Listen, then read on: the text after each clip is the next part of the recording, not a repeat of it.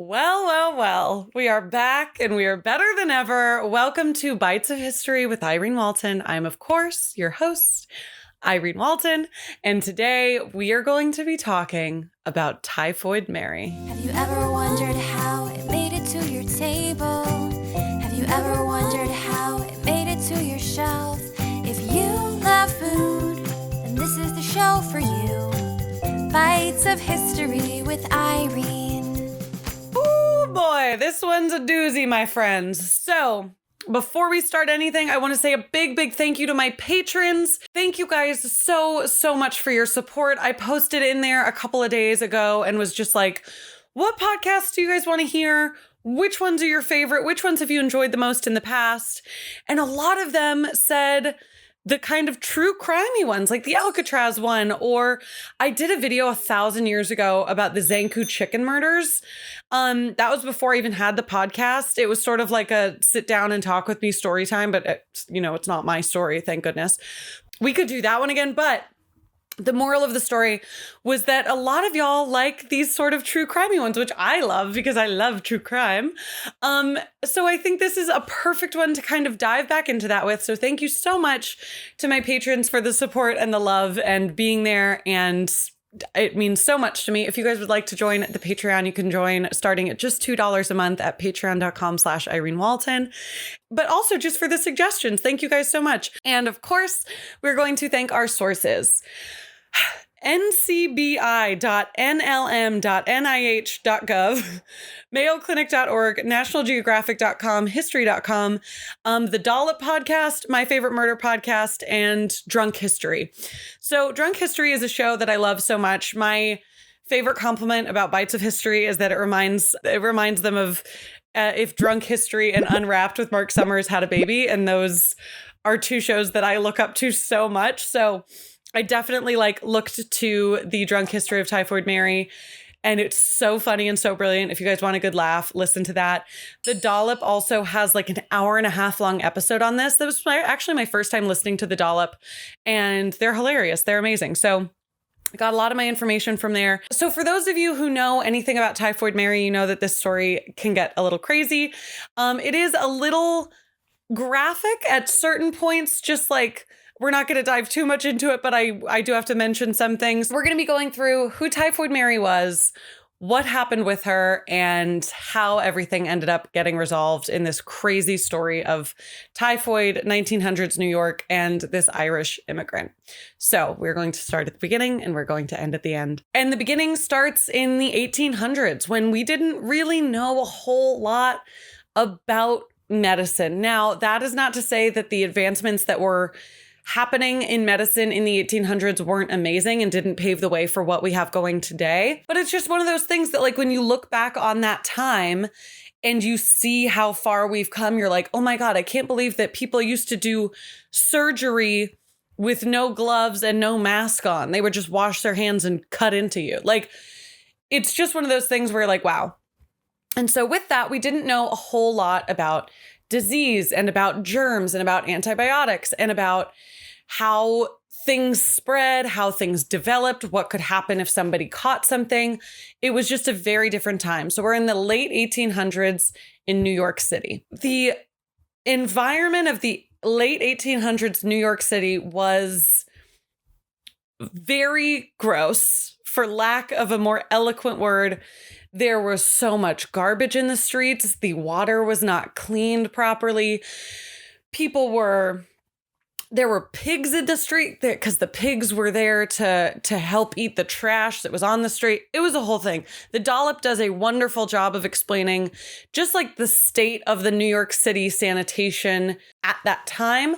And what I will tell you is that it was very gross and disease was spreading very, very easily. Now, to fully understand the disease we're going to be talking about today, I just want to read what the definition is from the Mayo Clinic.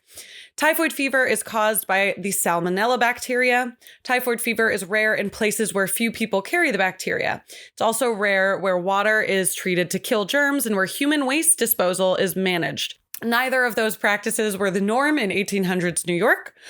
It is a serious health threat, especially for children in places where it's more common. Food and water with the bacteria in it cause typhoid fever, and close contact with a person who is carrying the salmonella bacteria also can cause typhoid fever.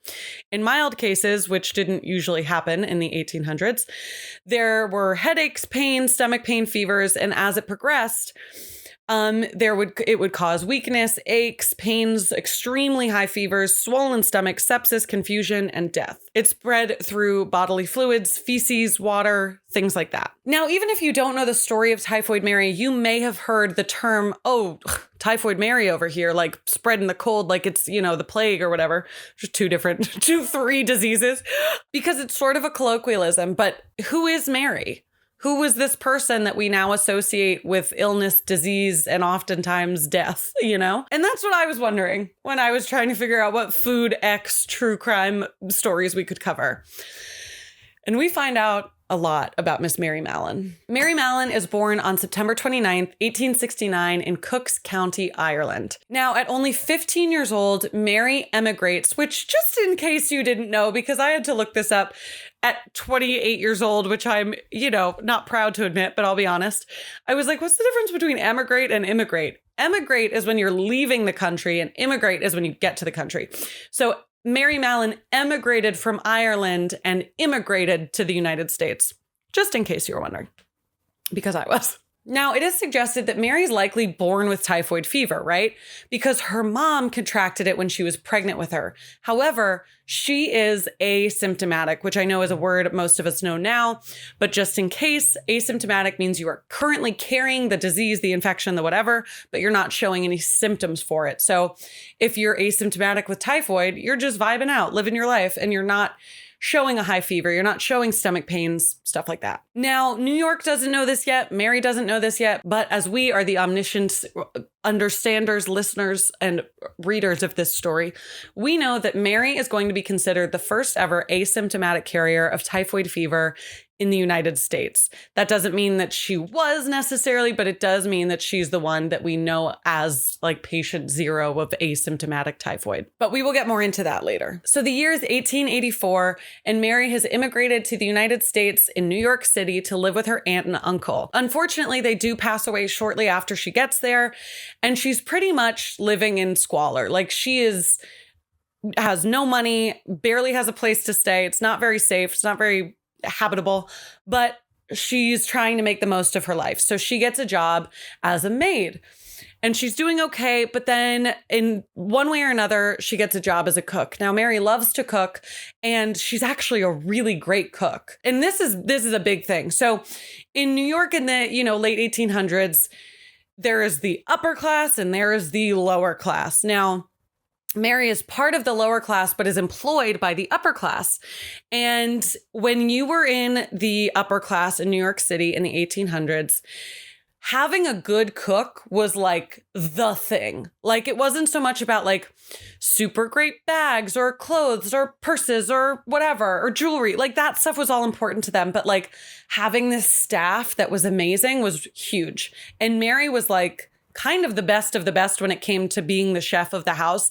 And that was also the best position to be in the staff of the house of these rich people that were employing the lower class to like be the staff, to be like, helping out around the house, servants, maids, cooks, etc. So Mary's cream of the crop in terms of staff, and she likes it that way. She likes being good at her job. She loves cooking. She also likes to be in control. She's a very, very private person, and she likes to keep to herself. And this way she can just delegate. She can get stuff done. She can make her money. She can go home. And so Mary is just absolutely crushing it. These families are so impressed with her.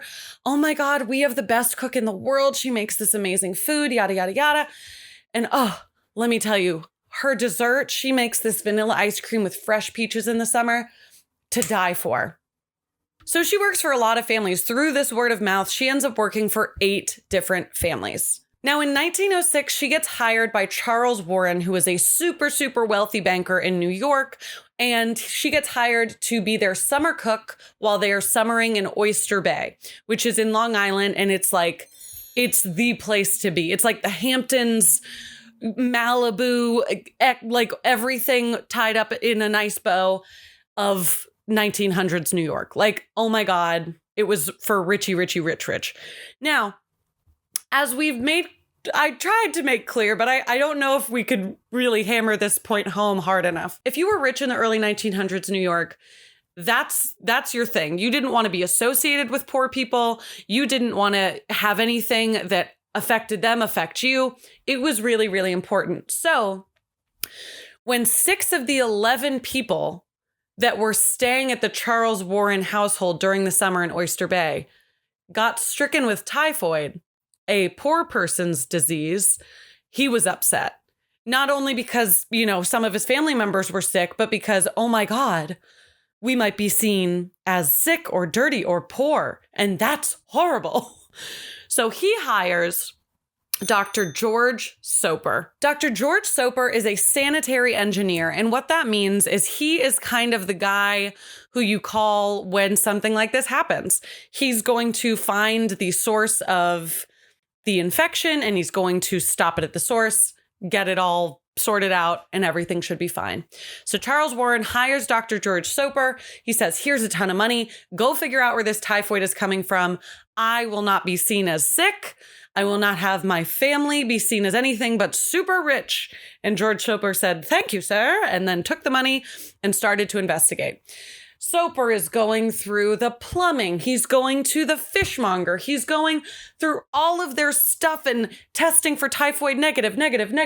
Nothing's coming up. So he's thinking, he's like, fuck, where is this typhoid coming from? And just so you know, typhoid is really important to George Soper because typhoid killed his father. So George Soper, during this investigation, then gets a call that a family in Manhattan has now come down with typhoid fever. A bunch of them in the family, and one kid is actually so sick that she passes away. Now, Soper's doing interviews. He's trying to figure out what's happening. Okay, who have you been in contact with? What's going on here? Who's working in the house? And then one of the people he's interviewing says, oh, well, we have a new cook. And he says, well, what's her name? And they say, Mary Mallon. And bingo, bango, Typhoid Mary. He says, oh my God, that's the cook they had at the Warrens' house in Oyster Bay. I bet it's her. So he goes to talk to Mary and he's going to go tell her what's going on, right? But in his writing, he says that he approached her as diplomatically as he could, that he was trying to explain to her what was going on. And Mary is this super private person, remember? And she's an Irish immigrant and people don't really love the Irish at this point in time. He's trying to explain to her, hey, you have worked for these families. They've contracted typhoid. You are the connection here. Now, I could imagine that this man is coming at her. I have a feeling he just may not have been as diplomatic as he said he was. Maybe he was. He's also asking for samples of her piss, shit, and fucking spit. And again, she's a very private person. So, if some guy came at me and was like, you've infected a bunch of people, give me your poop, I'd be like, you.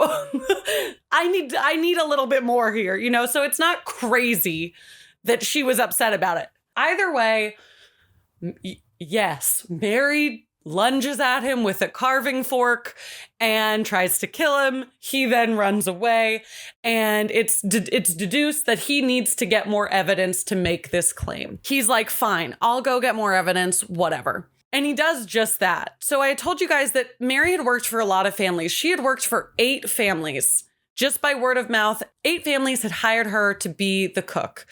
7 of those families contracted typhoid. Now, that is all the evidence that Soper needed to conclude this investigation and go get her. So Soper and the New York City Health Department go back to Mary and say, look, we've got all this evidence. What's the word? Are you like washing your hands before you make this fresh peach ice cream after you go to the bathroom? And she's like, no. Why would I do that? And they're like, okay, well, come with us. What they deduce is that since a lot of the food she had cooked was in the oven and being fried and at high temperatures and cooked at high heats, that was killing off the bacteria. But with this fresh peach ice cream, whatever bacteria she had on her hands, breathing onto it, whatever, was giving these families typhoid. So they take her into custody and they send her to North Brothers Island, which is a tiny tiny little island off of the coast of the Bronx. So this island is basically like quarantine island. It's for people with highly infectious diseases. And Mary is there for 3 years in complete isolation with nobody except her dog. Now, during these 3 years, she is really fighting to get out of quarantine. She doesn't understand this. She doesn't understand how she's not sick, but she's getting other people sick. Over these 3 years, they do about 120 tests on her to like confirm that she has typhoid. 100 of them come back positive for typhoid. And during these tests, they say like, hey, can we take out your gallbladder with the surgery? Because we think that's where the typhoid is living in you. And she was like, absolutely not. Now, at some point, she eventually gets this case like up to the New York Supreme Court. Now, if you're wondering how did Typhoid Mary afford all of these legal fees, it's suspected that William Randolph Hearst, the newspaper mogul, was like, hey, I'll fucking pay your legal fees if you just give me that interview, baby. And she's like, fucking work, bitch. Absolutely. So she gets, a court case, whatever. And they're like, fine. Okay. We see what you mean. And it's decided that Mary can leave North Brothers Island as long as she promises she will not be a cook. She has to sign an affidavit, which is like a legal promise, basically saying like, okay, fine, I won't cook. So she leaves North Brother Island. She's not in quarantine anymore. She then tries to go be a maid, and that's not working out. She's making no money. She tries to be a laundress, which is a woman who's doing laundry at the time. She's making no money. She hates it. So then a couple years later, there's an outbreak of typhoid at Sloan Maternity Hospital in Manhattan. And Dr. George Soper says, let me take a guess. So he gets to the hospital and he says, what's happening here? They say we have 25 people infected with typhoid. 2 of them have died. What's the word? Can you friggin' help us or what? And Soper's like, absolutely. Quick cue. Who's your cook? And they say, oh my gosh. It is just this joy of a woman. She's a great cook. Her name's Mary Brown. And he says, yeah, okay. So he goes into the kitchen. Shocker. It's Mary Mallon. And she's like, you caught me. Are you happy? So they take her back to North Brother Island, where she is quarantined for the next 23 years until she passes in 1938 at the age of 69. The second this woman dies, she can have no peace. They do an autopsy, they take out her gallbladder, and they find that it is riddled with typhoid. So they weren't wrong that it was there. But Typhoid Mary has become the butt of jokes. She has been all over the medical discourse. It's also found out that like she wasn't the only asymptomatic carrier. She was just the first one that they found. The actual American Medical Association are the ones who gave her the nickname Typhoid Mary, which she understandably did not like. She didn't love that nickname. But it's also tricky because there's some suspicion. Like, well, why did she keep leaving these houses the second that the families got typhoid? Like, did she maybe know something was sketchy? Maybe did she just want to leave a house where a bunch of people got sick? Because if you're carrying a disease that you don't know you're carrying, and then a bunch of people get sick, I'm sure you're like, oh, yikes, I got to get out of here. But by house number 8, it's a little sketch. I don't know. I'm not Dr. George Soper, so I'm not here to investigate. Now, it is suspected that by the time Mary passed away, she had infected over 120 people, 5 of whom passed away from the typhoid that they contracted from her. It's a super, super sad story. It's also a bit of just like a medical marvel to see how far we've come. And I know that may sound kind of crazy after we just got out of this global pandemic, but it is wild to think that like washing your hands wasn't that common back then. And like, it was just so easy to spread disease. And maybe she really didn't know that she was. And it's just a crazy, crazy story. And obviously there's a million more things about it, but I like to keep these episodes quick and digestible for y'all so that you could just listen on your way to work or whatever. But if you do want to hear more in-depth versions, I would highly, highly suggest listening to the Dollop episode. It just came out, I think, in this past January. But yes, thank you guys so much for joining me this week for Bites of History. I cannot wait to take a bite out of history with you next week. And let me know in the comments below what you like to hear. I love doing these true crime ones, but I understand they might be a little heavy for some people. And you're just like, what is the history of the Pop-Tart? Can you make it a little nicer? So whatever you want to hear, I want to make. I hope you have a wonderful day. Please make sure you check out my Patreon at patreon.com/Irene Walton and like, comment, and subscribe down below. And if you were listening, please leave a 5-star review. Those help me out a lot and they get some new listeners to our little pod. So thank you so much and have a great day. I love you. Bye-bye.